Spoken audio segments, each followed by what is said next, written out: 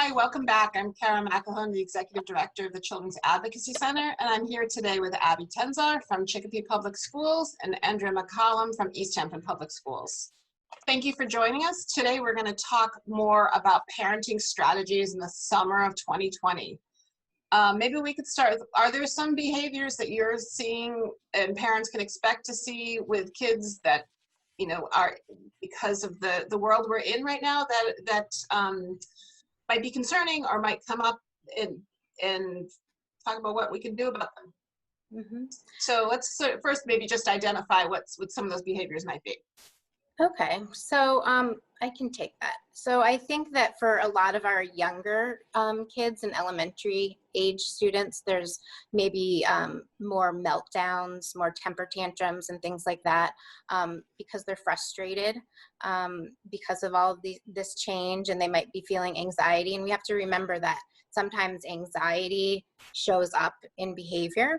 In older kids might be showing some type of defiance, especially now when I know we talked before about how some families are allowing their kids to do lots of things and, you know, just kind of almost go back to normal, and some families are not ready for that. So there might be some "I'm going anyways" type of thing with the older kids. But I think one important thing to remind yourself is that behavior is communication. It's a way that kids communicate so your job as a parent kind of is to be a detective in a way and figure out what their behaviors are telling you, and help them put words to their behaviors and their feelings. Like, oh, it looks like you're, you know, for younger kids, it looks like you're really upset right now, you're really frustrated. But I would wait, you know, till after they've had their temper tantrum to be able to really talk about it, because kids can't really access their thinking part of their brain when they're that worked up. So, you know, distraction really helps, bringing kids outside, showing them something, talking about something different. If they're obsessing about, I want that, whatever, you know, whatever it is that you don't want them to have until after dinner, like a piece of cake or something, and you say no, and they have a temper tantrum, you just say, okay, well, the answer is no, and move on.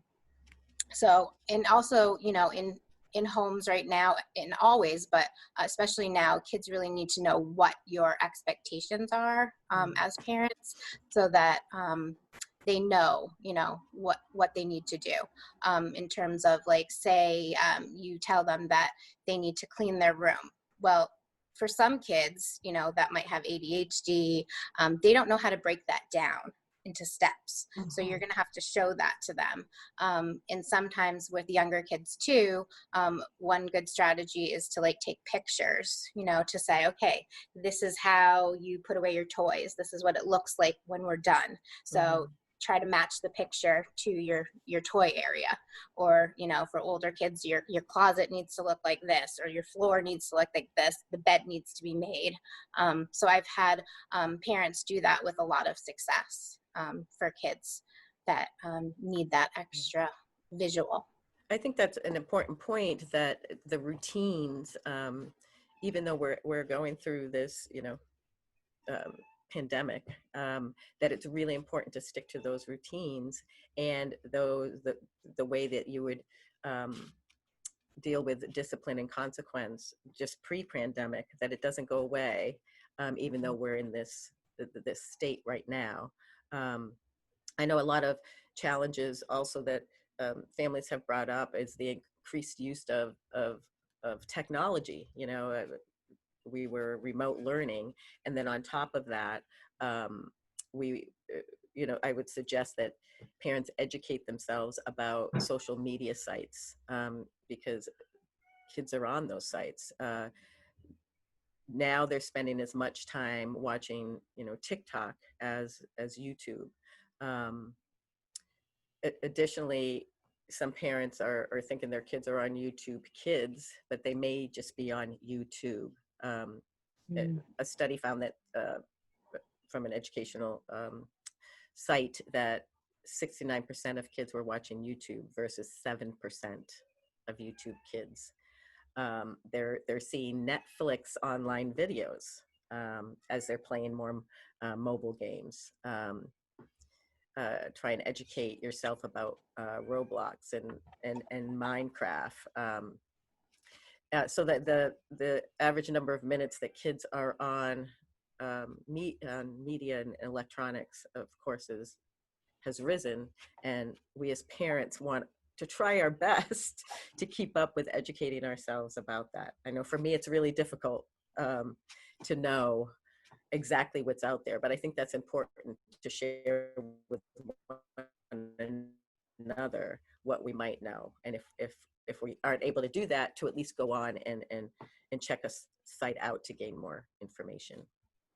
And I think it's also very important that we talk to our kids about strangers online. I think Yes. the kids are actually interacting with people they think are their friends when they're in fact strangers online. And just as we speak with our kids about interacting with strangers in real life, it's a very important conversation to have, to make sure that your children know when they're communicating with people that they know who they are, and that you know who they are, and that not everybody is who they say they are. So it's an important conversation to have.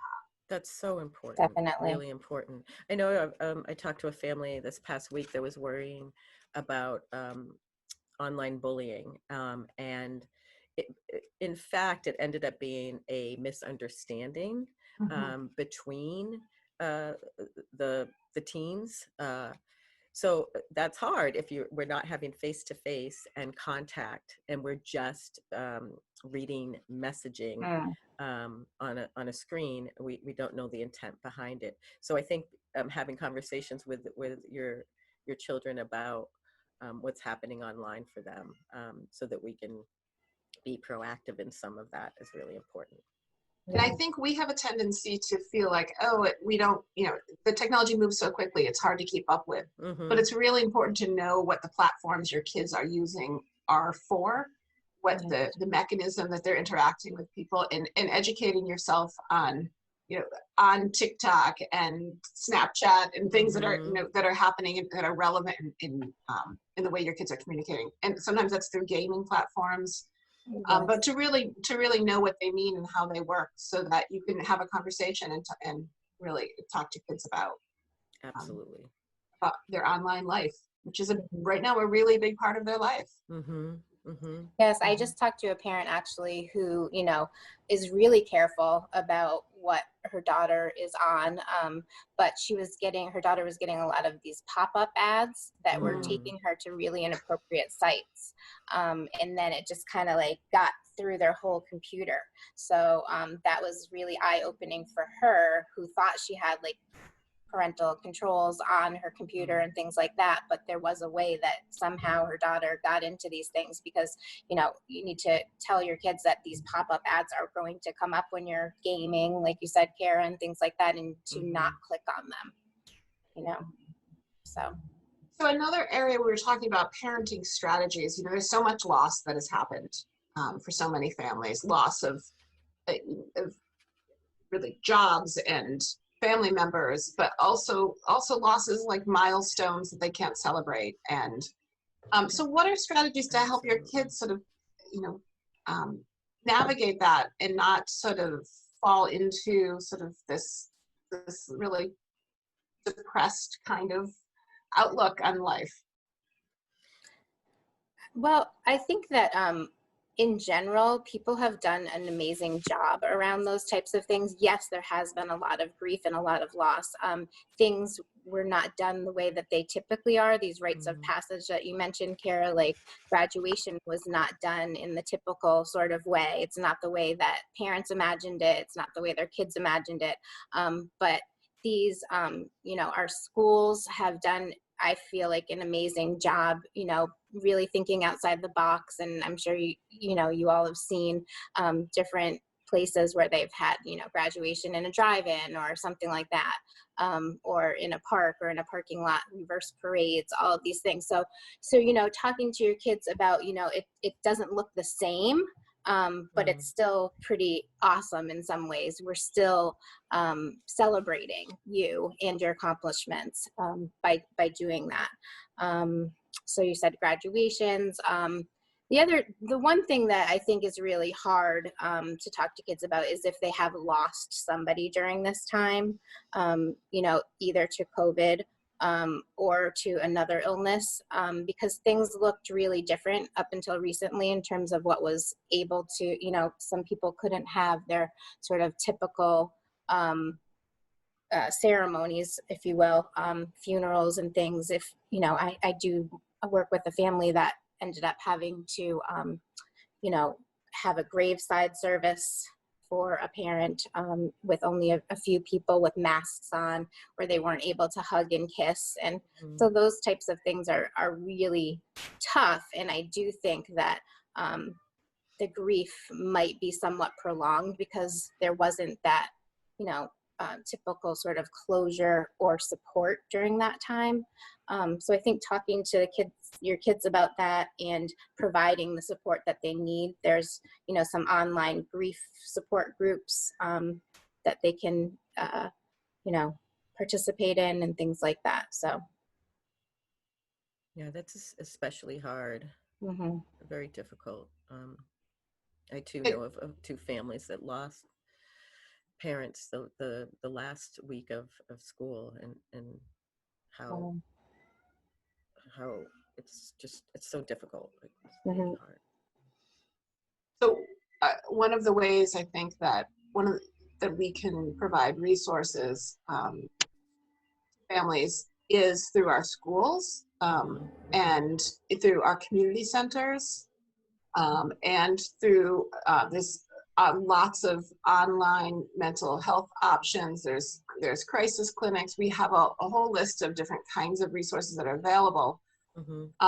But in terms of day-to-day strategies, we sort of think about, you've got routines, you've got what other kinds of things would be helpful in terms of just a strategy to keep parents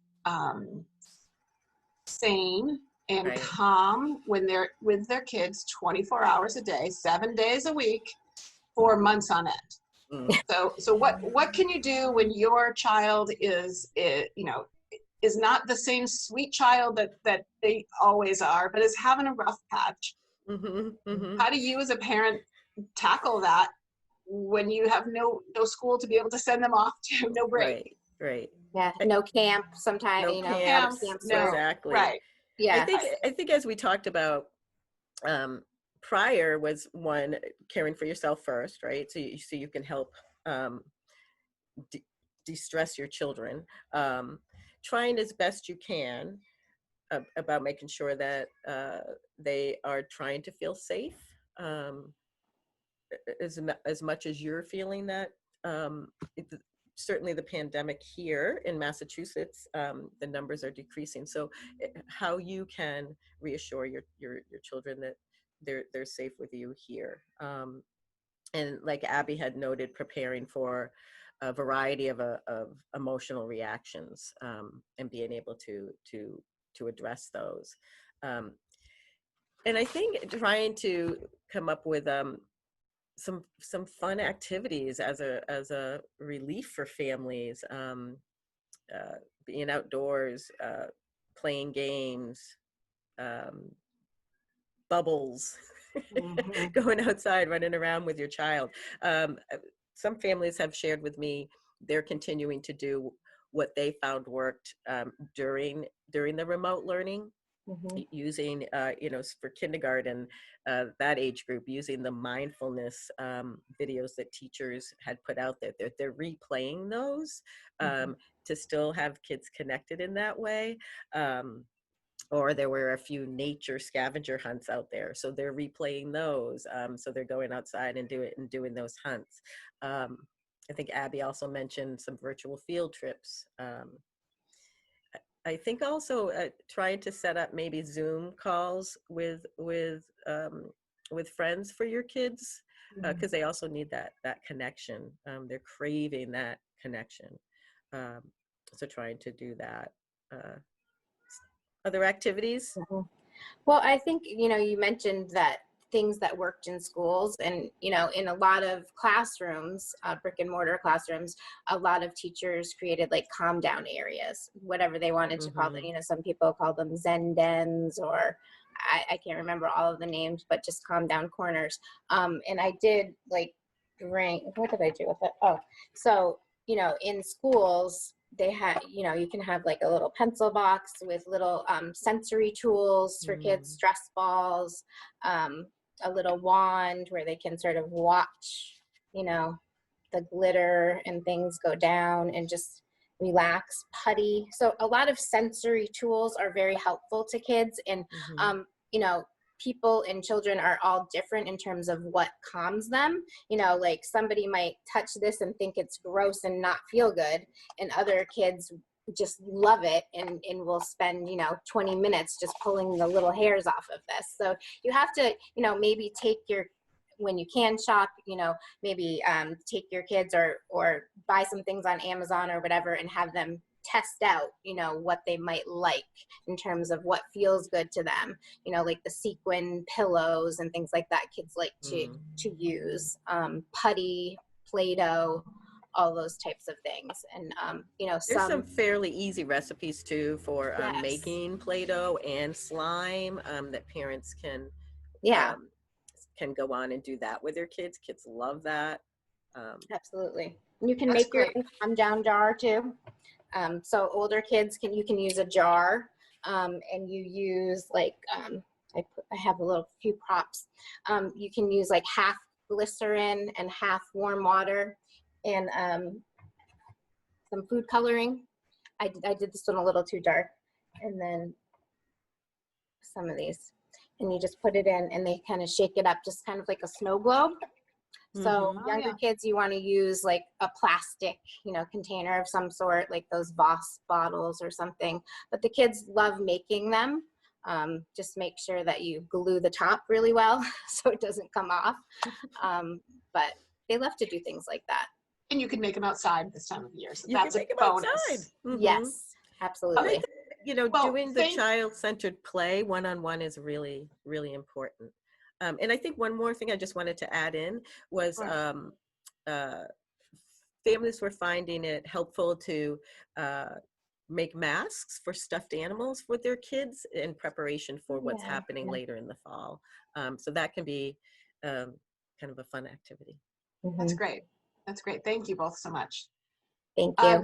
So next section, when we start talking again, we're going to discuss some more resources and silver linings. So let's start thinking about there are some parts about this time that we will look back on and cherish. So we're going to talk some more details about that. And thank you again. Thank you, Kara. Thank you.